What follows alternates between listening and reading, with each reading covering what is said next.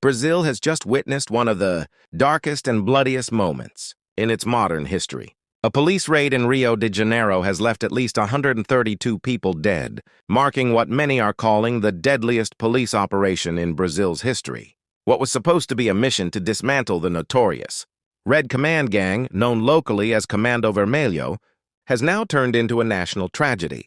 According to local authorities, the massive operation was launched in several favelas across Rio, targeting alleged members of the Red Command, one of Brazil's most powerful criminal organizations involved in drug trafficking, arms smuggling, and organized crime.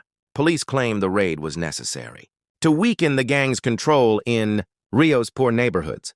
But what unfolded shocked the entire nation. When the smoke cleared, more than 132 bodies lay across the city, a number so high that even seasoned human rights observers described it as a massacre. Residents described scenes of chaos and terror, with gunfire echoing through the streets, helicopters circling overhead, and armored vehicles rolling into densely populated areas. Many locals say innocent civilians were caught in the crossfire. Others claim that several victims were executed at close range, fueling accusations of excessive force and extrajudicial killings. As news spread, outrage erupted across Brazil. Protesters poured into the streets, carrying signs that read, "Stop the slaughter," and "Justice for Rio's victims." Human rights groups, including Amnesty International and local watchdogs, condemned the police operation, calling it a gross violation of human rights and demanding an immediate investigation. They argue that Brazil's law enforcement has a long history of heavy-handed tactics, particularly in the country's favelas, where poverty, violence, and discrimination often collide. Even Brazil's president couldn't stay silent. In a public statement, he expressed horror and deep sadness over the loss of life. He called for a full review of police procedures and accountability for those responsible. However, his comments also sparked debate. Critics say the government's promises of reform are not enough, pointing out that similar tragedies have happened before and little has changed.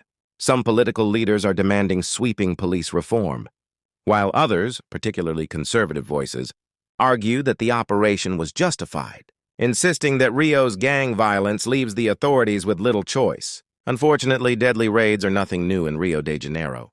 Brazil's police have often been accused of using excessive force in the name of fighting crime. According to data from human rights organizations, Brazilian police kill thousands of people every year, many of them young, poor, and black residents of urban favelas.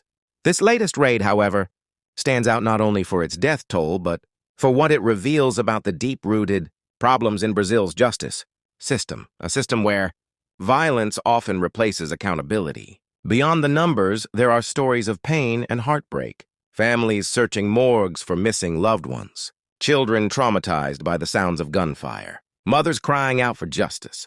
Community leaders say that what happened in Rio isn't just a tragedy, it's a warning, a sign that violence cannot solve violence, and that Brazil's most vulnerable communities continue to pay the highest price. The international community is now watching closely.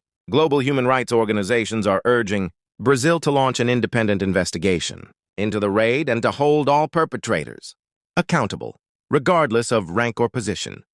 Many are calling for a complete overhaul of Brazil's policing strategy, shifting from militarized raids to community-based policing and social investment in neglected neighborhoods. What happened in Rio de Janeiro is more than just another police raid. It's a national tragedy that exposes the deep wounds of inequality, corruption, and violence that still plague Brazil. With 132 people dead, countless families shattered, and a nation in mourning, one question now hangs in the air. How many more lives must be lost before real change begins?